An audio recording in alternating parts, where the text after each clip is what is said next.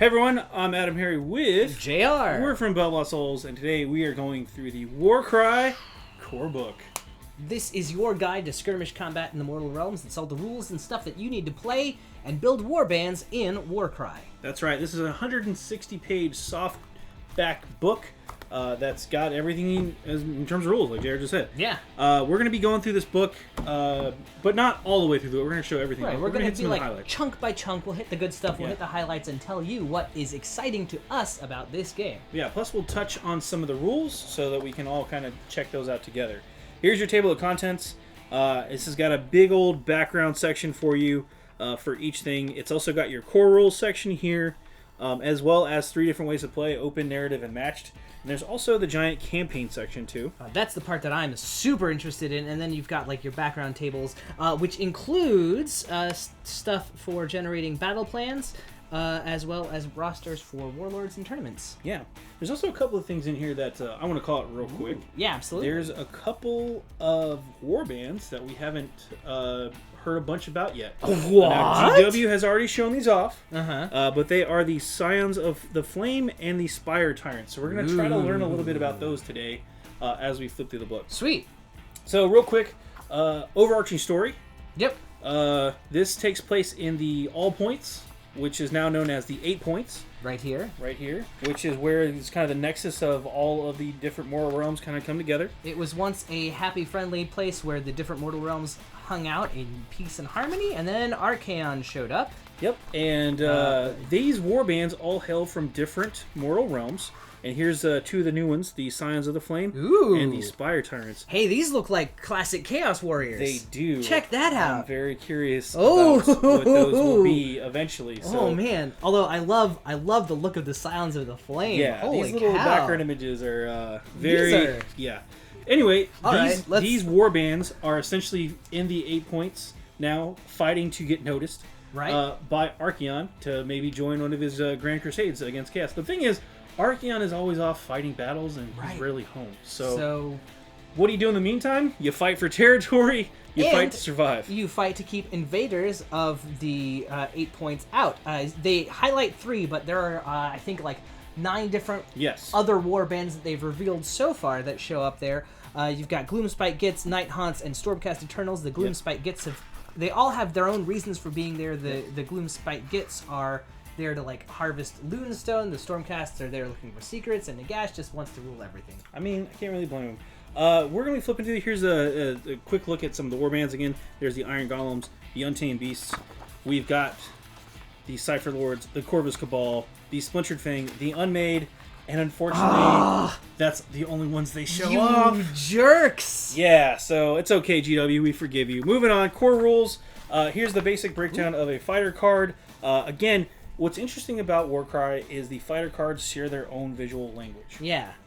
You basically have the same symbols. The big differences between each card is going to be number 13 here, which is their rune marks, which is in this area for all the different cards. The different rune marks mean different things. Absolutely. Those rune marks correlate to their abilities card, which is a quick reference that'll tell you what they have access to. Yeah, depending on what you roll when you're making attacks or wounds or whatever, you can activate different abilities. Now, before we go any further, I do want to go over the card real fast. Yeah, and you can see the breakdown here for the fighter card. So I'm going to go through this with you guys real fast. We've got... top right corner is going to tell you what warband they're a part of. This one is the faction rune mark for the Iron Golems.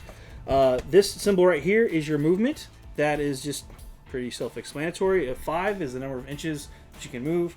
Then we've got the shield-looking icon here. That's your toughness. In this case, this model has a 4 toughness. And then you've got your wounds right here, number 5. That's the skull. And in this case, this model has 15 wounds, which is not all that uncommon. Yep.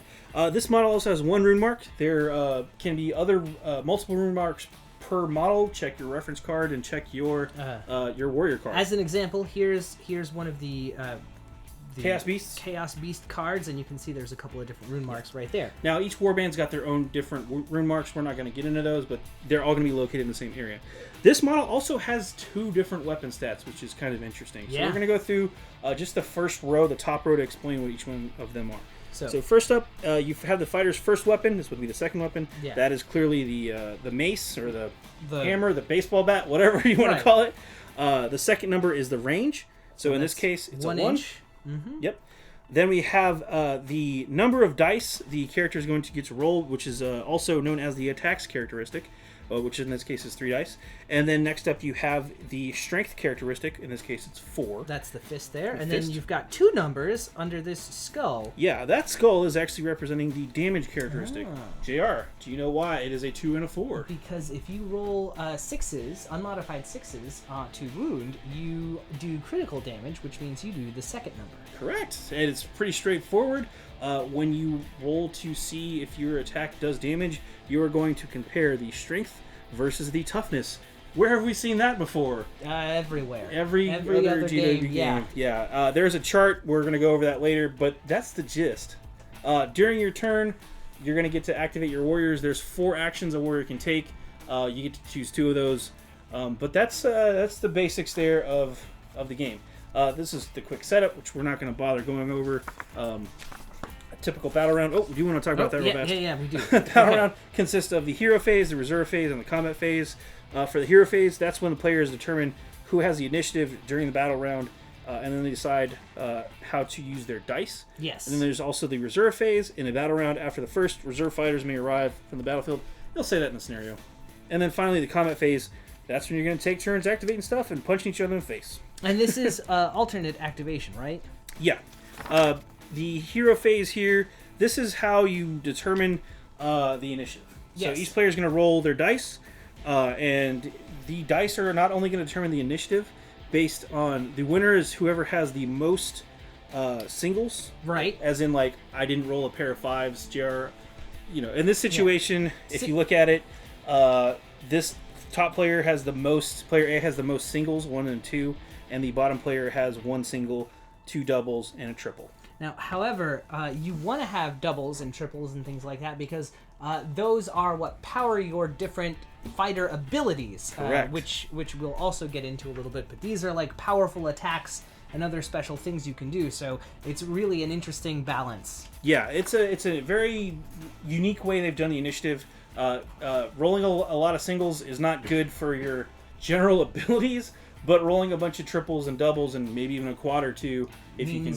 Well, maybe not 2 quads, but it means you might lose some of your powerful fighters before they can do those abilities. Yeah, so interesting stuff. Yeah. There's the abilities here, some universal abilities. So yeah, just to kind of talk about what we mean, you can see on some of these, like there's a triple, which is required. You'd spend one of your triples to activate Respite, which lets them get back some damage points. Yeah. Or you might have a double that lets you add 1 for move, and there's like a list of universal abilities, but literally each army has... Right, you literally spend those dice to activate those abilities. Move actions, pretty straightforward. What's unique about this game is jumping. You can jump across gaps and stuff like that. What? And it's just a straight up... Oh, snap! Horizontal distance. Yeah. So a fighter on the battlefield can jump. If they do, the fighter can move in a straight line horizontally through the air and any distance vertically downwards. There's falling damage in this. There is falling damage, yes. It's interesting, too, because there are movement effects that do cause you to move like you are jumping, which we're not going to get into, but I just wanted to call that out. It's pretty interesting stuff. That's really cool. Well, again, they want to make this like the more acrobatic, cinematic kind of combat game. So. Yeah, and there's falling and flying and not really flying. Flying is falling in style, according to my friend Mr. Lightyear. So there's also climbing. Yep. You can like get all over everything. Yeah. Attack actions. This is pretty straightforward. And here's that crazy chart we were talking about here. I just want to show this off real fast. Strength is greater than toughness. 3 to 5 is a hit. 6 is critical. Strength is equal to toughness. 4 to 5 is a hit. 6 is a critical. And strength is lower than toughness. 5 and 6 are critical. Where have we seen that before? Everywhere. Pretty much. All the games. Yeah. All the games. Games use a similar system. It is interesting though. You are rolling to hit. I don't think you're rolling to wound. It's just straight up strength versus toughness. Correct. When you roll to see if you hit, there is no strength versus toughness check. A hit is just based. It just is like yep. Do some damage. So I get it's a lot faster. The attack sequence is much quicker. No armor saves or anything. No armor saves. You just want your toughness. Yep, toughness is great in this game, and also high wounds characteristics. Because as you saw, you're going to be punching each other pretty good. Chaotic Beast and Thralls we're not going to go over. There's all the different rune marks, and this is real quick. This is important. Oh. So this is just going to be the name of all of the different rune marks that are currently in the game. This is your Rosetta Stone, if you will, for learning Warcry's unique visual language. Yeah. So that's pretty much wanted to point that out. There's not much else to say about that. We're not going to go through each one, but it will be important as you're playing to pick up on all of those. So and you've got a bunch of different ways to play. I want to call out one of the modes here. Yep. Open play has the team-based plays here. Triumph and Treachery is the team mode. Yes, if I remember correctly. There's two different team modes. So there's the like Coalition of Death, which is I think team deathmatch, and then I think Triumph and Treachery is straight up deathmatch. Last group standing wins. Okay. Yeah. Pretty dirty. It's a ton of fun, actually. I think it's a nice way to like cap off a long campaign. Yeah. Or if you and your buddies are just like wanting to play something real fun and real quick, that's the way to do it. There's also narrative play, which is going to go over your campaigns. Again, this game is designed to be played in campaign style. What's unique about this campaign system is you don't have to be necessarily in a league in a campaign.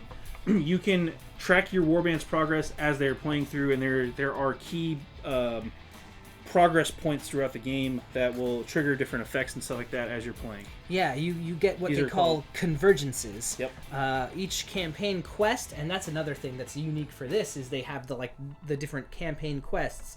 And each one of these will have a bunch of different convergences that you'll get into.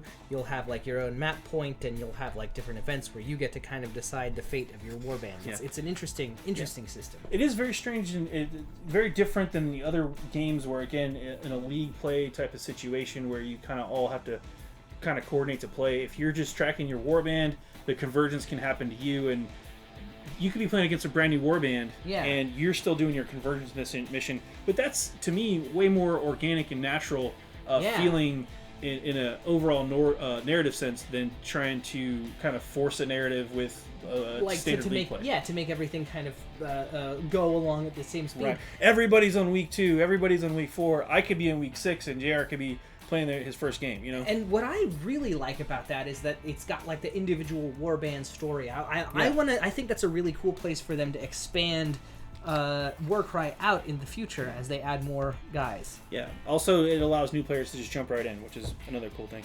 There are artifacts in the game. We're not going to go through all of that stuff. Again, pitch battles and match play is still a thing. Each model has a points cost associated with them. You guys can agree on a points to play and start playing right off the bat. They also include tournament rules. They want you to play this game competitively. You can totally play this game competitively. So there we go. And then, of course, we have the longer campaign section. These are the different narrative quests here. There's some for each of the different warbands. Yep, which is super cool because it kind of based around that and then different effects. We're not going to go through all these. That's cool to know, though. I think are those. No, those are still those. That just looks Sigmar-y. That's not. That's not a quest for a non-chaos. That's the Scions of Fire right there. Tide of Fire.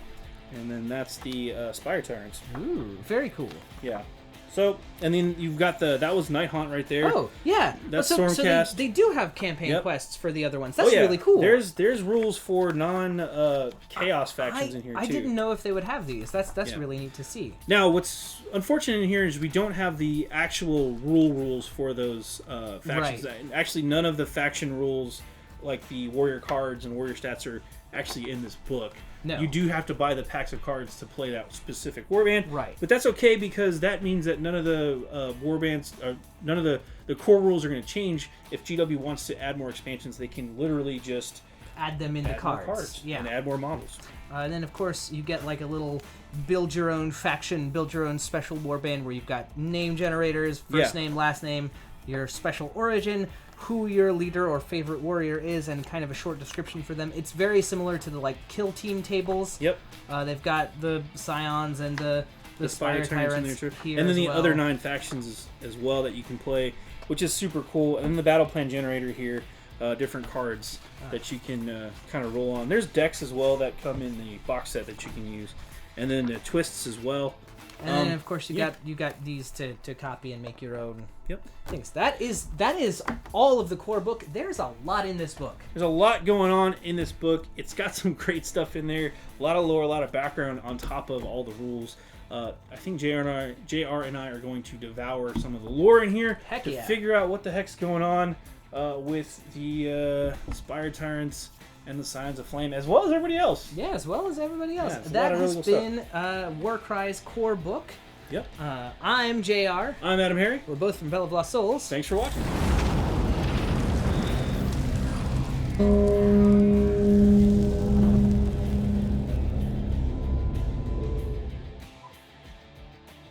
Click to subscribe. Check out more videos. And thanks for watching.